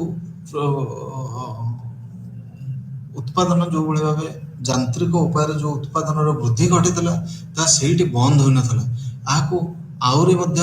ଆଗକୁ ନିଆଯାଇଥିଲା। ଯେଉଁଠାରେ କି ଦେଖାଯାଏ, ଆମର କେଉଁଭଳି ଭାବେ ଯେଉଁ ଶକ୍ତିର ଉତ୍ସ ରହିଛି, ଶକ୍ତିର ଉତ୍ସ ଆଗରୁ ଆମେ ସମସ୍ତେ ଜାଣେ, ଯେତେବେଳେ ନୂଆ ଭାବରେ ଯେତେବେଳେ ଆମର ପ୍ରଥମ କରି ଇଣ୍ଡଷ୍ଟ୍ରିଆଲାଇଜେସନ୍ ଆସିଲା, କେଉଁଭଳି ଭାବେ ଆମର କୋଲ୍ ବା ଯେଉଁ କୋଇଲା ରହିଛି ତା ଉପରେ କେଉଁଭଳି ଭାବେ ଇଣ୍ଡଷ୍ଟ୍ରି ଗୁଡ଼ାକ ବା ଯେଉଁ କାରଖାନା ଗୁଡ଼ିକ ଥିଲେ ସେମାନେ ନିର୍ଭରଶୀଳ ଥିଲେ। କିନ୍ତୁ ଧୀରେ ଧୀରେ ଦେଖାଗଲା ଯେ ଗୋଟେ ଅନଲିମିଟେଡ୍ ବା ଯାହାର କେବେ ହେଲେ ଅନ୍ତ ହେବ ନାହିଁ, ସେଇଭଳିଆ ଯେଉଁ ଶକ୍ତିର ଉତ୍ସ କେମିତି ଆସିଲା, ଯେମିତି ଆମର ନ୍ୟୁକ୍ଲିୟର ଏନର୍ଜି ହେଲା ଏବଂ ପେଟ୍ରୋଲିୟମ, ଯେଉଁଭଳି ଭାବେ ମଧ୍ୟ ପେଟ୍ରୋଲିୟମ ବା ଯେଉଁ ଆମର ପେଟ୍ରୋଲିୟମ ର ଯେଉଁ ଏକ୍ସପାନସନ୍ ହେଲା, ପେଟ୍ରୋଲିୟମ ବା ତାର ଯେଉଁ ଉତ୍ତୋଳନକୁ ବଢ଼େଇ ଦିଆଗଲା, ଯେଉଁଭଳି ଭାବେ ତୈଳ ବିଭିନ୍ନ ପ୍ରକାରର ଆମର ଇଏକୁ ଉତ୍ତୋଳନକୁ ବଢ଼େଇ ଦିଆଗଲା, ତା ଦ୍ୱାରା କ'ଣ ହେଲା ନା, ପ୍ରଡକ୍ସନ ଯେଉଁ ଉତ୍ପାଦନ ର ବୃଦ୍ଧି ଅନେକାଂଶରେ ଘଟିଲା ଏବଂ ଏହା ଦ୍ୱାରା କ'ଣ ହେଲା ନା ଯେଉଁ ଆମର ପରିବେଶ ଜନିତ ସମସ୍ୟା ମଧ୍ୟ ଅନେକାଂଶରେ ଉଠିବା ପାଇଁ ଲାଗିଲା। ଖାଲି ସେତିକି ନୁହେଁ ଯେ ଯଦିଓ ଆମେ ସମସ୍ତେ ଜାଣିଥାଉ ଯେ ନ୍ୟୁକ୍ଲିୟର ଏନର୍ଜି ଯାହାକୁ ଆମେ କହିଥାଉ ବା ଆମର ଯେଉଁ ପରମାଣୁରୁ ସୃଷ୍ଟି ହେଉଥିବା ଯେଉଁ ଆମର ଶକ୍ତିର ଉତ୍ସ ଆମେ ସମସ୍ତେ ଜାଣିଛୁ ପରମାଣୁ ଗୋଟେ ଶକ୍ତିର ଉତ୍ସ ଏବଂ ସେଥିରୁ ଯେଉଁ ଶକ୍ତି ଉତ୍ପାଦିତ ହୋଇଥାଏ ତାହା କେଉଁଭଳି ଭାବେ ତାକୁ ସମସ୍ତେ କହିଥାନ୍ତି ଯେ କ୍ଲିନେଷ୍ଟ ଫର୍ମ ଅଫ୍ ଏନର୍ଜି ବା ସେଥିରେ କୌଣସି ପ୍ରଦୂଷଣର କୌଣସି ଇଏ ନାହିଁ ବା ସେଇ ଯେଉଁ ଶକ୍ତିର ଉତ୍ସ ଯେତେବେଳେ ସେ ଶକ୍ତି ସୃଷ୍ଟି ହୋଇଥାଏ ତା ଦ୍ୱାରା କୌଣସି ପ୍ରଦୂଷଣ ହୋଇନଥାଏ। କିନ୍ତୁ ବାସ୍ତବରେ ଦେଖିଲେ ଯେଉଁ କେତେ ଗୁଡ଼ିଏ କ୍ରାଇସିସ୍ ହେଲା ବା ଯେଉଁ କେତେ ଗୁଡ଼ିଏ ସମସ୍ୟା ଦେଖାହେଲା ଯେମିତି ଆମେ ଉଦାହରଣ ନେଇପାରିବା ନ୍ୟୁକ୍ଲିୟର ଆକ୍ସିଡେଣ୍ଟ ଆମର ୟୁକ୍ରେନର ଚେର୍ନୋବିଲ୍ ଆମେ ସମସ୍ତେ ଜାଣିଛେ ବର୍ତ୍ତମାନ ଯେଉଁ ରଷିଆ ଏବଂ ୟୁକ୍ରେନର ଯୁଦ୍ଧରେ ଆମେ ଜାଣିଛେ ଯେ ଚେର୍ନୋବିଲ୍ ଗୋଟେ ଆମର ନ୍ୟୁକ୍ଲିୟର ପ୍ଲାଣ୍ଟ ଯେଉଁଠି ବା ଆମର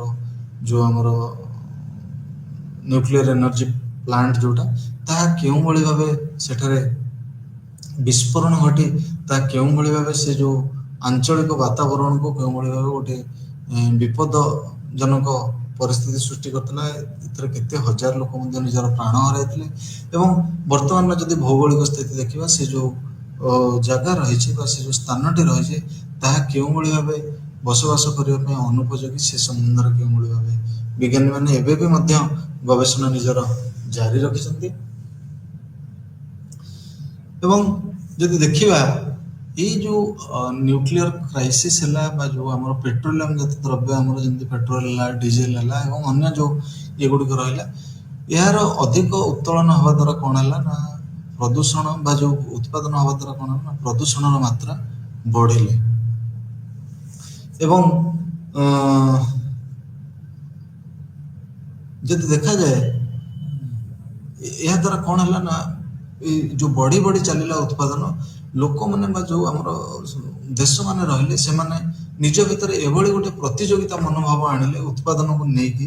ଯେ ସେମାନେ ନିଜର ବିକାଶ ପାଇଁ ଆଉ ମୁଖ୍ୟତଃ ଭାବେ ଉତ୍ପାଦନ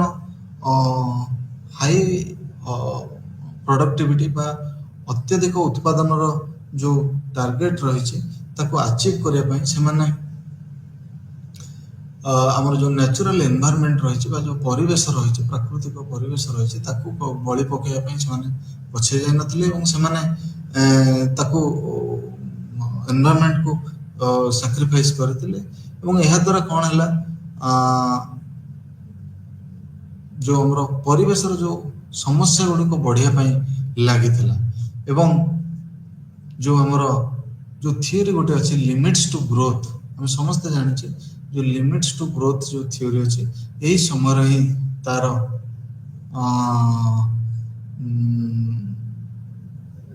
तार आविर्भाव होता एवं ये जो परिवेश जितेबाला जो संतुलित परिवेश आगुरी जो संतुलित परिवेश थिला ता जो भली भाव ये जो आमर पॉल्यूशन बा जो आमर ये द्वारा प्रभावित है ता द्वारा ही ये जो थ्योरी उत्थान होता है जो समाज विज्ञानी माने थे से क्यों भाव आरंभ कले जुक्ति उपस्थापन करने कारण से कहवा आरंभ कले जे जो ग्रोथ आम रही विकास रही उन्नति रही से उन्नति और विकास कौटि ना कौटि ब्रेक लगे कथा से कौटि ना कौटि लगाम लगे कथा कारण जदि आम केवल विकास माने कहे उत्पादन प्रोडक्शन बा उत्पादन को लेकिन आम विकास करवा दिन एमती आसो जे दुनिया कौन प्राकृतिक संपद न समग्र विश्व गोटे परिवेश प्रदूषित परिवेश दे मानव समाज बा जो आमर मानव समाज बंचवा मुस्किल हो संबंध में कष्टसाध्य हो से जुक्ति उपस्थापन करते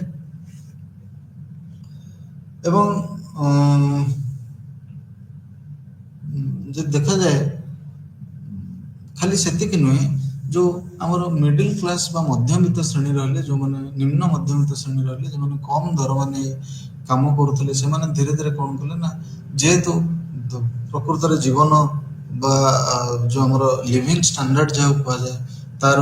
परिमाण बढ़ी बढ़ी चलिला तो खर्च बढ़ी बढ़ी चलिला तो से माने कोन कले ना जेहेतु तांगर स्वल्प आय थिला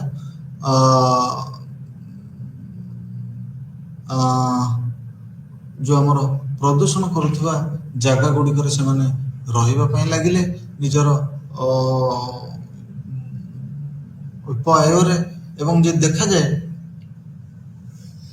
कम पैसा दे से किभली अधिक पैसा संचय करें से भाई जगह देखिए रही जब देखा जाए आमर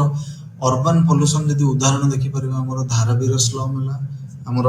ओडिशार भुवनेश्वर जो स्लम केत गुड़े रही तेणु एगुड़िक है वास्तविक उदाहरण जो थ्रू आम बुझीपर भाव जो परिवर्तन है से परिवर्तन परिवेश क्यों भाव प्रभावित होता है एवं जदि देखा जाए आम social construction of material disaster जो वस्तुवादिता चिंताधारा रही जो चाहिदा रही क्यों भाव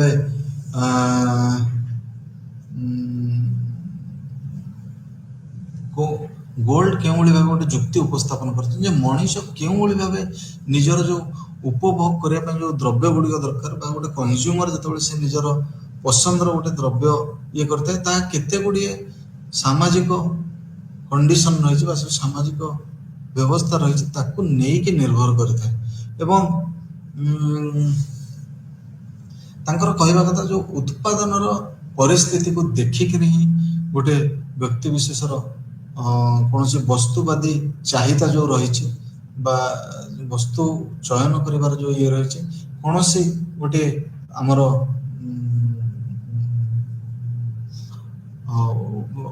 जो आमर उत्पादन पूर्व बा ऐतिहासिक ये को जब देखा तार व्यवस्था को लेकर ही से जो चाहिदाटा सब सृष्टि होता है जदि गोटे समाज सब कम जंत्रपातिर उत्पादन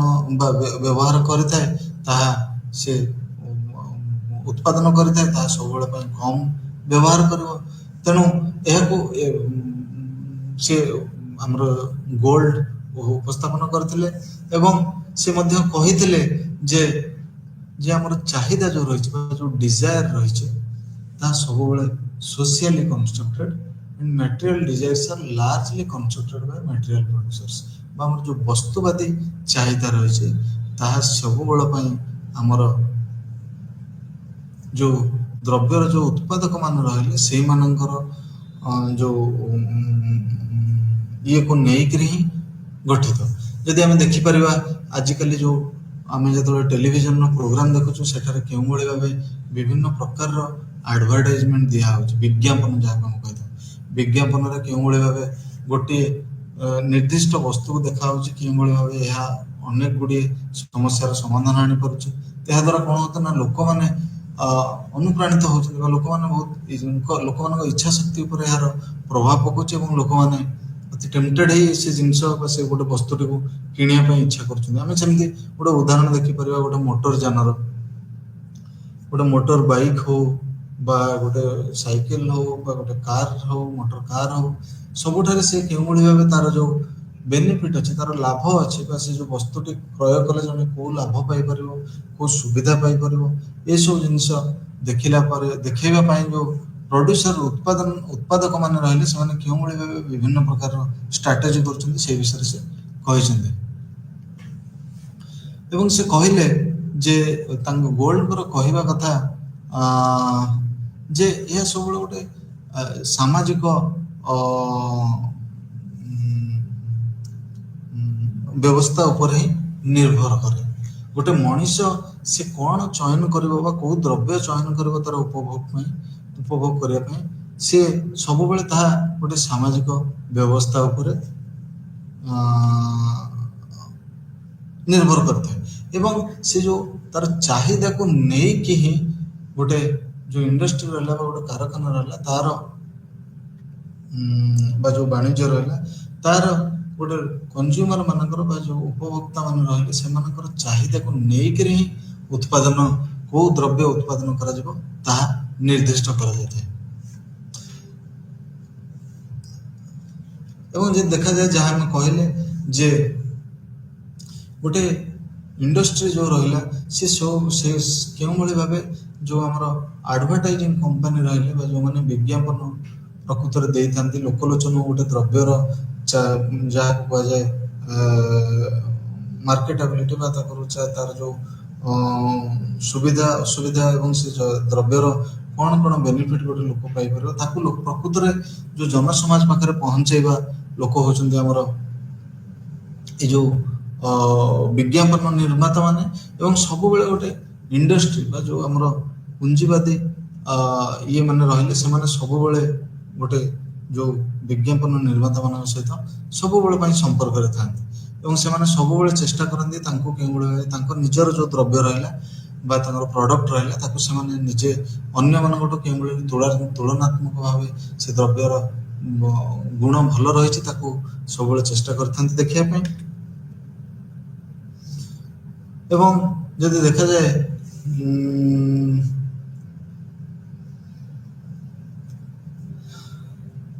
ଯେଉଁ ବର୍ତ୍ତମାନର ଯେଉଁ କନଜ୍ୟୁମରିଷ୍ଟିକ ସୋସାଇଟି ରହିଛି ବା ଉପଭୋକ୍ତା ମାନେ ଯେଉଁଭଳି ଭାବେ ଯେଉଁ ଦ୍ରବ୍ୟମାନଙ୍କର ଉପଭୋଗ କରୁଛନ୍ତି ଏବଂ ତାଙ୍କର ଯେଉଁ ଉପଭୋକ୍ତା ମାନଙ୍କର ଚାହିଦାକୁ ପୂରଣ କରିବା ପାଇଁ ଯେଉଁଭଳି ଭାବେ ଉତ୍ପାଦକ ମାନେ ଯେଉଁମାନେ ରହିଲେ ସେମାନେ ଯେଉଁଭଳି ଭାବେ ଉତ୍ପାଦନ କରୁଛନ୍ତି ଏଥିରେ ଗୋଟେ ଜିନିଷ ମୁଖ୍ୟ ଜିନିଷ ଯୋଉଟା ଗୋଲ୍ଡ କହିବା ପାଇଁ ଚେଷ୍ଟା କରୁଛନ୍ତି ଯେ ଯେଉଁ ଉପଭୋକ୍ତା ମାନେ ସେମାନେ କେବେ ହେଲେ ଉତ୍ପାଦନର ମାଧ୍ୟମ ସମ୍ପର୍କରେ କୌଣସି ସେମାନଙ୍କର ଜ୍ଞାନ ନଥାଏ ଏବଂ ସେମାନେ ସବୁବେଳେ ନିର୍ଭର କରିଥାନ୍ତି ଯେଉଁ ବିଜ୍ଞାପନ ହଉ କିମ୍ବା ସେଇଭଳି କୌଣସି ମାଧ୍ୟମ ଯାହାଦ୍ୱାରା ସେମାନେ କୌଣସି ଉତ୍ପାଦ ବା ସେ ଯେଉଁ ପ୍ରଡକ୍ଟ ରହିଲା ତା ସମ୍ବନ୍ଧରେ ଜାଣିପାରିବେ ଏବଂ ଯଦି ଦେଖିବା ଗୋଲ୍ଡଙ୍କର ଯୁକ୍ତି ହେଲା ଯେଉଁ ଟ୍ରେଡମିଲର ଏଲିଟ୍ ମାନେ ରହିଲେ ବା ଯେଉଁ ଆମର ସବୁଠୁ ଉଚ୍ଚ ସ୍ତରୀୟ ଯେଉଁମାନେ ପୁଞ୍ଜିବାଦୀ ମାନେ ରହିଲେ ସେମାନେ ହିଁ ପ୍ରକୃତରେ ନିର୍ଦ୍ଧାରିତ କରିଥାନ୍ତି ଯେ କେଉଁ ବସ୍ତୁଟି ଉତ୍ପାଦନ କରାଯିବ ଏବଂ କେତେ ମାତ୍ରାରେ ଉତ୍ପାଦନ କରାଯିବ ଏବଂ ସେମାନଙ୍କ ପାଖରେ ହିଁ ପ୍ରକୃତରେ ଯେଉଁ ପ୍ରାକୃତିକ ସମ୍ପଦ ଆମର ରହିଛି ରିସୋର୍ସେସ୍ ରହିଛି ସେମାନଙ୍କ ପାଖରେ ହିଁ ସେ ଯେଉଁ ରିସୋର୍ସେସ୍କୁ ଆଣିବା ତାକୁ ଆମର ଉତ୍ତୋଳନ କରିବା ଏବଂ ତାର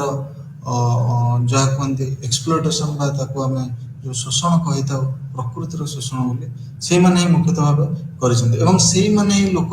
ଯେଉଁମାନେ ସବୁବେଳେ ନିଜର ଇକୋନୋମିକ ଇଣ୍ଟରେଷ୍ଟ ବା ଅର୍ଥନୈତିକ ଯେଉଁ ଇଏ ସ୍ୱାର୍ଥପରତାକୁ ପ୍ରତିପାଦିତ କରିବା ପାଇଁ ସେମାନେ ହିଁ ଯେଉଁ ପରିବେଶକୁ ଅଣଦେଖା କରିଥାନ୍ତି ଏବଂ ସେମାନେ ଯେଉଁ ୱେଷ୍ଟ କୁହାହେଉଛି ବା ଯେଉଁ ବର୍ଜ୍ୟବସ୍ତୁକୁ ସବୁବେଳେ ପରିବେଶରେ ହିଁ ନିଷ୍କାସିତ କରିଥାନ୍ତି ଏବଂ ସେମାନଙ୍କ ପାଖରେ ପ୍ରକୃତରେ ଯେଉଁ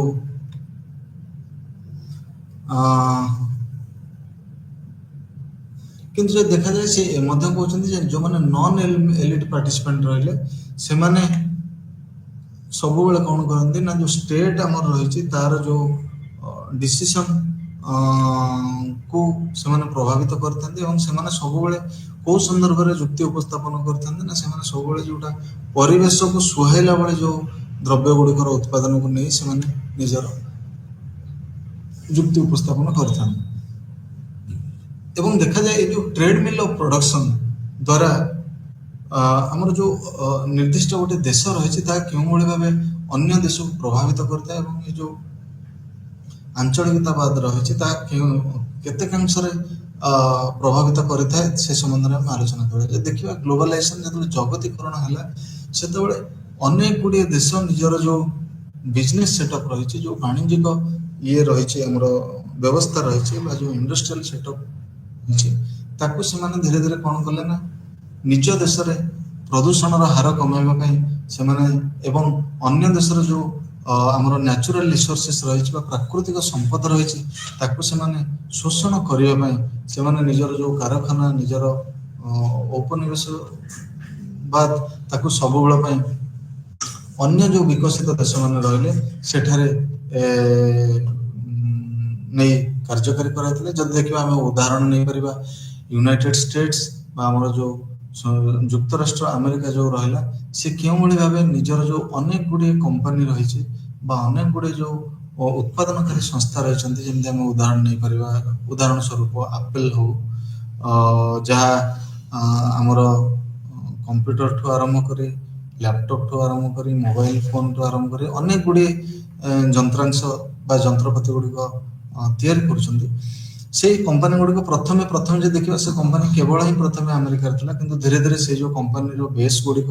କେଉଁଭଳି ଭାବେ ପରିବର୍ତ୍ତନ ବା ଏକ୍ସପାଣ୍ଡ କରାଯାଇଥିଲା ବା ବୃଦ୍ଧି କରାଯାଇଥିଲା, ଧୀରେ ଧୀରେ Asia ମହାଦେଶ, Africa ମହାଦେଶ, latrine American countries ଗୁଡ଼ା ଯୋଉଟା ରହିଲେ, ଦେଶ ଗୁଡ଼ିକ ରହିଲେ, ଏବଂ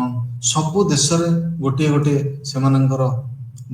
ବ୍ରାଞ୍ଚ ଏଷ୍ଟାବ୍ଲିଶ କରାଯାଇଥିଲା ବା ତିଆରି କରାଯାଇଥିଲା। ଏହା ଦ୍ୱାରା କ'ଣ ହେଲା ନା ସେମାନେ ନିଜ ଦେଶର ଯେଉଁ ପ୍ରାକୃତିକ ସମ୍ପଦ ରହିଛି ତାକୁ ବିନିଯୋଗ ନ କରି ଯେଉଁ ଦେଶରେ ସେମାନେ ସେ ଯେଉଁ କମ୍ପାନୀର ସ୍ଥାପନା କଲେ ସେଇ